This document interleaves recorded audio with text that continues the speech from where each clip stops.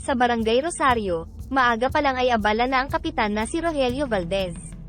Siya'y kilala sa kanyang dedikasyon at pagmamalasakit sa kanyang nasasakupan. Ngayong umaga, tulad ng kanyang pang-araw-araw na gawain, tinutulungan niya ang mga bata sa pagtawid papuntang paaralan. Mag-ingat kayo mga bata, mag-aral kayo ng mabuti ha, paalala ni Kapitan Rogelio habang itinatawid ang mga bata. Kapitan, salamat po, sabi ng isang batang lalaki na may ngiti sa kanyang mukha. Walang anuman Juan. Galingan mo sa eskwela, tugon ni Kapitan Rogelio, na may ngiti sa kanyang mukha. Matapos ang pagtulong sa mga bata, dumiretso si Kapitan Rogelio sa barangay hall. Dito, hindi lang administratibong gawain ang kanyang inaatupag. Siya rin mismo ang naglilinis ng kanilang tanggapan. Habang nagwawalis, isang kabarangay na si Aling Leti ang lumapit sa kanya. Kapitan, bakit hindi na lang po kayo mag-utos ng iba na maglinis dito? Kayo ang aming leader, tanong ni Aling Leti. Napangiti si Kapitan Rogelio. Aling Leti, kung ako mismo ang gagawa ng mga bagay na ito, maipapakita ko sa ating mga kabarangay ang kahalagahan ng pagkakaroon ng responsibilidad at malasakit sa ating komunidad. Kung ako ang mauuna sa paglilinis, umaasa akong susundan ako ng ating mga kabarangay. Hindi lamang sa salita kundi sa gawa ipinakita ni Kapitan Rogelio ang kanyang dedikasyon sa serbisyo. Sa mga sandaling iyon, hindi lamang ang barangay hall ang kanyang nililinis, kundi ang kanyang pamayanan, isipan, at puso ng kanyang mga kababayan. Sa gabi, kasama ang ilang mga tanod at kagawad, nagroronda si Kapitan Rogelio sa buong barangay. Sa isa sa kanilang mga pag-iikot, nakatagpo niya si Mang Cardin, isang matandang lalaki na madalas uminom sa labas ng kanyang bahay. Magandang gabi Mang Cardin. Maayos po ba ang lahat dito? Tanong ni Kapitan Rogelio, nag-aalala sa kalagayan ng matanda. Kapitan, ikaw pala. Maayos naman, salamat sa pagtatanong mo. Nakakabilib ka gabi-gabi kang nagroronda para masiguro ang kaligtasan namin, sagot ni Mang Cardin, habang itinatago ang kanyang bote ng alak. Para sa inyo po ito Mang Cardin. Mahalaga sa akin ang kapayapaan at kaligtasan ng bawat isa sa ating barangay, tugon ni Kapitan Rogelio, puno ng sinseridad. Sa kabila ng kanyang kapaguran at puyat, ang pagmamalasakit at paglilingkod sa kanyang mga kabarangay ang nagbibigay ng lakas kay Kapitan Rogelio. Sa bawat pagtawid ng mga bata, sa bawat paglinis sa barangay hall, at sa bawat gabi ng pagroronda, nasa puso niya ang kapakanan ng kanyang mga kabarangay, na siyang tunay na yaman ng Barangay Rosario. Isang umaga, matapos ang kanyang pang-araw-araw na tungkulin, isang marangyang kotse ang huminto sa harap ng barangay hall. Bumaba ang isang lalaki na mukhang negosyante, may dalang suitcase, at diretso ang lakad papunta kay Kapitan Rogelio. Magandang umaga Kapitan. Ako po si Mr. Santos mula sa Grandiose Realty. Nais sana naming magtayo ng isang malaking subdivision sa inyong barangay, simula ni Mr. Santos, sabay abot ng isang makinang na brochure. Subdivision sa Rosario, tila nagtatakang tanong ni Kapitan Rogelio, habang tinitingnan ng mga larawan ng malalaking bahay at makinang na facilities. Opo Kapitan, at handa kaming magbayad ng malaki para sa mga lupaing kakailanganin. Hindi lamang yan, nais din namin kayong bigyan ng personal na kompensasyon, bilang pasasalamat sa inyong tulong, sabi ni Mr. Santos na may pahiwatig ng pagsuhol, habang dahan-daang binubuksan ang kanyang suitcase na puno ng salapi. Natahimik si Kapitan Rogelio, seryoso ang kanyang mukha habang tinitingnan ang suitcase. Saglit siyang nag-isip, saka muling tumingin kay Mr. Santos. Mr. Santos, malaki ang iyong alok, at tiyak na makatutulong ito sa akin, pero hindi ito ang solusyon para sa aking mga kabarangay, mariin niyang tugon.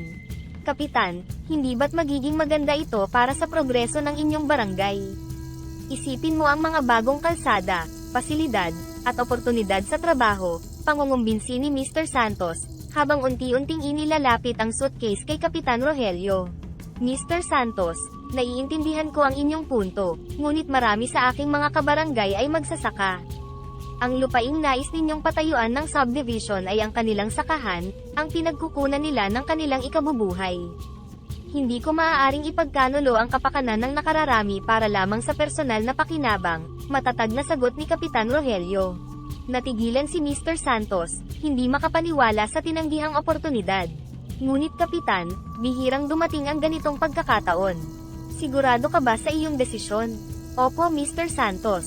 Sigurado ako. Mas mahalaga sa akin ang kapakanan ng aking mga kabarangay kaysa sa anumang halaga ng pera, sagot ni Kapitan Rogelio, puno ng determinasyon. Umalis si Mr. Santos na may bakas ng pagkadismaya sa kanyang mukha. Samantala, nanatili si Kapitan Rogelio sa harap ng barangay hall, matibay at hindi natitinag, habang pinagmamasdan ang kanyang mga kabarangay na masayang nagtatrabaho sa kanilang mga sakahan, napagtanto niyang tama ang kanyang desisyon. Sa kabila ng pagiging masigla at aktibo sa araw, sa pagtatapos ng bawat araw, hindi maitago ni Kapitan Rogelio ang kanyang kalungkutan. Nakaupo siya sa kanyang opisina, tinitingnan ang mga papel at ulat ng barangay. Lumapit ang kanyang matapat na kaibigan at katuwang sa paglilingkod, si Kagawad Lina. Rogelio, palagi kang abala at laging nasa labas. Pero kapag magkasama tayo rito, nakikita ko ang bigat sa iyong mga mata, mahinahong sabi ni Kagawad Lina. Ano ba ang bumabagabag sa iyo? Napabuntong hininga si Kapitan Rogelio. Lina, kahit anong gawin natin, tila hindi sapat. Nakakalungkot makita ang ating mga magsasaka na patuloy na nahihirapan. Gusto kong gawin ang lahat upang matulungan sila, pero limitado ang ating pondo. Alam ko ang nararamdaman mo, Rogelio. Nakikita ko ang iyong pagsisikap. Hindi ka nag-iisa sa laban na ito. Sabay nating haharapin ang mga hamong ito, sagot ni Lina, puno ng pag-unawa at suporta. Habang nag-uusap, nagkaroon sila ng mas malalim na pagtatalakay sa mga posibleng solusyon. Marahil ay kailangan nating mag-isip ng mga bagong paraan upang makaipon ng pondo o makahanap ng alternatibong mapagkukunan, mungkahi ni Lina. Sa mga sandaling iyon, ang pag-uusap nila ay naging isang malalim na pagpapalitan ng kuro-kuro at damdamin. Bagamat pareho silang nag-aalala, mayroong pag-asa na umusbong mula sa kanilang pagkakaisa at determinasyon na gumawa ng pagbabago. Kinagabihan, mag-isa na namang naglakad si Kapitan Rogelio sa tabi ng ilog, isang lugar kung saan niya madalas hanapin ang katahimikan at mga sagot sa kanyang mga katanungan. Kung may paraan lang, sana, bulong niya sa hangin, habang tinitingnan ng kumikislap na bituin sa langit, hinahanap ang liwanag sa gitna ng kadiliman ng kanyang mga pag-aalala. Sa mga oras na iyon, kahit siya ay puno ng pag-aalala, ang pagnanais niyang makatulong sa kanyang mga kabarangay ang nangingibabaw. Ang kanyang pagmamahal sa Barangay Rosario at sa kanyang mga kabarangay ay ang nagpapalakas sa kanya na harapin ang bawat umaga, na may bagong pag-asa at determinasyon na makahanap ng solusyon para sa kanilang mga problema. Sa tahimik na gabi, habang naglalakad si Kapitan Rogelio sa tabi ng ilog, ang kanyang isipan ay puno ng mga tanong at pag-aalala para sa hinaharap ng Barangay Rosario. Ang mahinang ihip ng hangin at ang mahinang agos ng tubig sa ilog ay tila nagdudulot ng kaunting kapayapaan sa kanyang kalooban. Biglang, isang hindi inaasahang liwanag ang umusbong mula sa kabilang pampang. Isang diwata, na may suot na damit na kumikinang tulad ng mga bituin sa kalangitan, ang lumutang sa ibabaw ng tubig.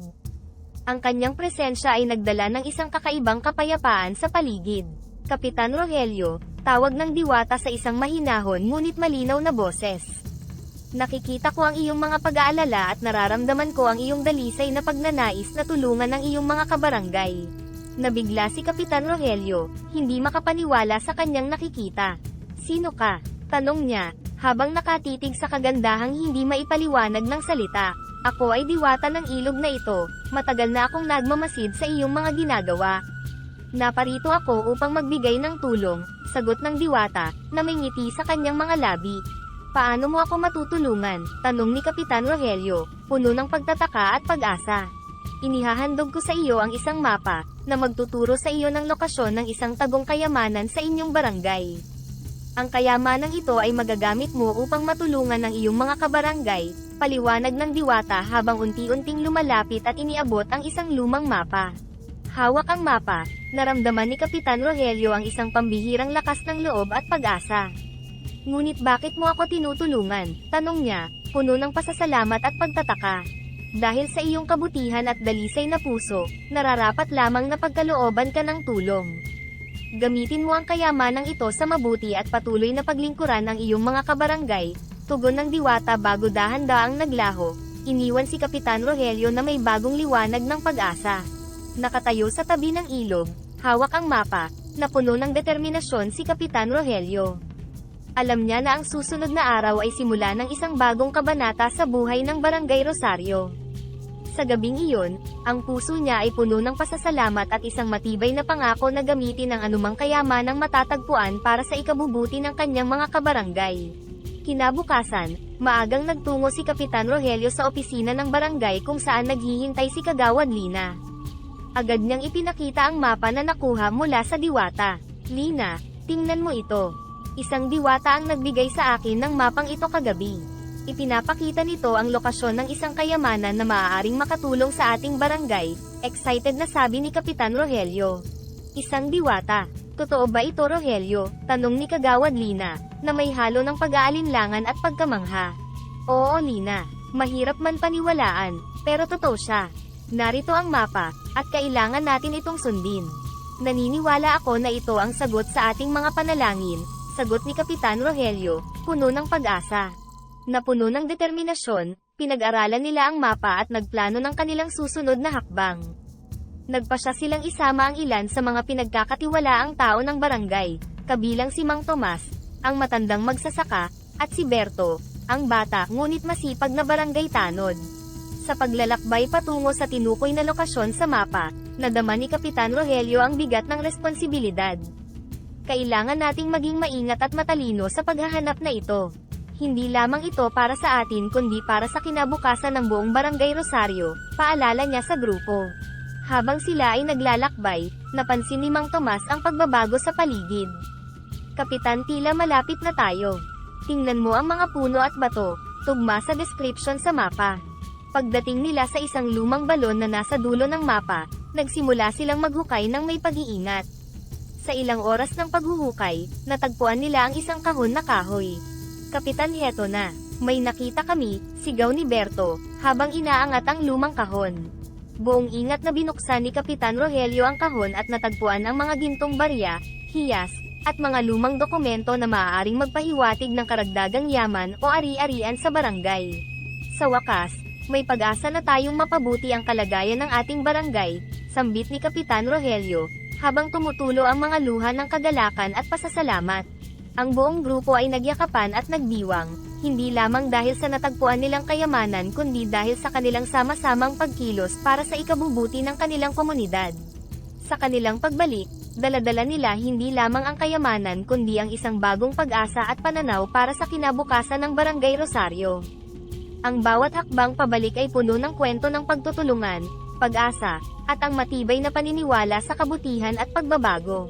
Matapos ang pagkakadiskubre ng kayamanan, agad na ipinatawag ni Kapitan Rogelio ang isang mahalagang pagpupulong sa barangay hall.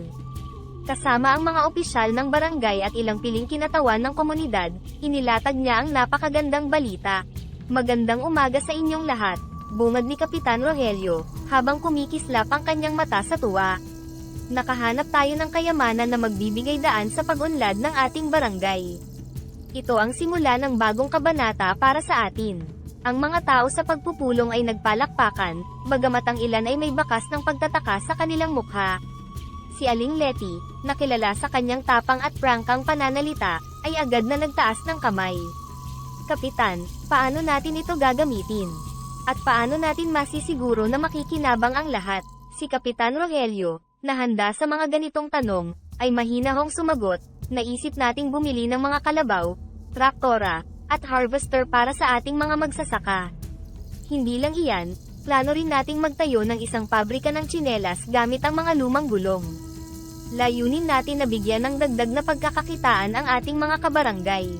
Si Mang Tomas, isang veteranong magsasaka ay nagtanong, "Kapitan, sigurado ba tayong sapat ang kayamanang ito para sa lahat ng ating mga plano?"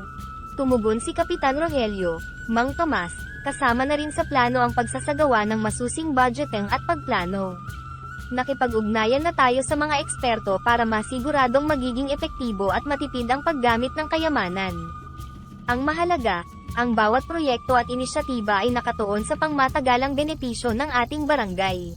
Sa mga sumunod na araw, nagsimula ang pagpapatupad ng mga proyektong napagkasunduan. Ang pagbili ng mga kalabaw, traktora, at harvester ay agad na naisakatuparan. Sa isang makahulugang araw, ipinamahagi ang mga kalabaw sa mga magsasaka. Ang bawat isa ay may ngiti sa mukha habang tinatanggap ang kanilang bagong kasama sa pagsasaka. Ito'y hindi lamang tulong sa ating pang-araw-araw na gawain, sabi ni Kapitan Rogelio, kundi isang hakbang patungo sa mas maunlad na kinabukasan para sa ating lahat. Ang mga traktora at harvester ay ipinagamit sa murang halaga, sapat lang para sa maintenance, na nagbigay daan para sa mas epektibo at mas mabilis na pagsasaka. Sa pagtatayo ng pabrika ng tsinelas mula sa mga lumang gulong, hindi lamang nagkaroon ng bagong industriya sa Barangay Rosario kundi nabigyan din ng trabaho ang marami sa mga residente nito.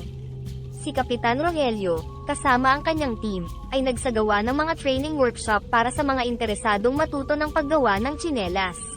Ang proyektong ito ay hindi lamang para sa pagpapalago ng ating ekonomiya, kundi para rin sa pagbibigay ng bagong kasanayan at oportunidad sa ating mga kabarangay, paliwanag ni Kapitan Rogelio sa isang pagpupulong. Si Aling Maria, isang ina na matagal nang walang trabaho, ay isa sa mga unang nakinabang. Kapitan, maraming salamat po. Dahil sa pabrika ng tsinelas, may pagkakataon na ako ngayon na kumita at matulungan ng aking pamilya. Masayang sabi niya habang kausap si Kapitan Rogelio sa pagbubukas ng pabrika. Aling Maria, ang inyong pag-unlad ay pag-unlad din ng ating barangay. Tulong-tulong tayo sa pag-angat ng buhay ng bawat isa, tugon ni Kapitan Rogelio, na may ngiti ng pagmamalaki at kasiyahan. Habang lumilipas ang mga araw, ang pabrika ng tsinelas ay hindi lamang naging isang pinagkukunan ng kita kundi naging simbolo rin ng pagbabago at inobasyon sa Barangay Rosario. Ang mga produktong tsinelas na gawa sa mga recycled na gulong ay hindi lamang nakatulong sa pagbawas ng basura kundi naging tanyag din sa kalapit na mga barangay. Ang tagumpay ng pabrika at ang positibong epekto nito sa komunidad ay nagdala ng bagong sigla sa mga residente. Nakita nila ang mga direktang benepisyo ng kanilang pagsisikap at ang positibong pagbabago sa kanilang pamumuhay. Ang dating pangamba at kawalan ng pag-asa ay napalitan ng pagtitiwala sa sarili at sa kanilang komunidad. Habang lumilipas ang mga araw, ang Barangay Rosario ay patuloy na sumasailalim sa mga kahanga-hangang pagbabago. Ang mga proyekto na sinimulan sa ilalim ng pamumuno ni Kapitan Rogelio ay hindi lamang nagdala ng bagong teknolohiya at mga oportunidad sa trabaho kundi lumikha rin ng mas malalim na sense ng pagkakaisa. Isang hapon, nagtipon ang mga mamamayan sa plaza para sa isang espesyal na pagdiriwang. Ito ay isang pagtitipon upang gunitain ang mga nagawa at magpasalamat sa lahat ng pagsisikap. Sa gitna ng plaza, si Kapitan Rogelio, kasama si Kagawad Lina at iba pang mga opisyal, ay nakatayo sa entablado, handa nang magsalita sa kanyang mga kabarangay. Mga mahal kong kabarangay, panimula ni Kapitan Rogelio, ang kanyang boses ay puno ng damdamin. Hindi ko maipahayag sa salita lamang ang aking pasasalamat at paghanga sa inyong lahat. Ang ating pinagsamahang pagsisikap at determinasyon ay nagbunga ng mga pagbabagong nakikita natin ngayon. Mula sa madla, tumayo si Mang Tomas, ang mukha niya ay sumasalamin sa damdamin ng marami. Kapitan, sa iyong pamumuno, hindi lamang natin nakamit ang pag-unlad sa kabuhayan kundi pati na rin ang pagkakaisa ng ating barangay. Salamat sa pagpapakita sa amin na ang tunay na yaman ay nasa ating pagtutulungan at malasakit sa isa't isa. Nagpalakpakan ng lahat, sumasang-ayon sa sinabi ni Mang Tomas. Ang pagmamalaki at kagalakan ay maliwanag sa mga mata ng bawat isa. Si Kagawad Lina, nakilala sa kanyang tahimik ngunit matatag na suporta, ay nagbigay din ng kanyang mensahe. Ang bawat isa sa atin ay may mahalagang papel sa pagbabagong ito.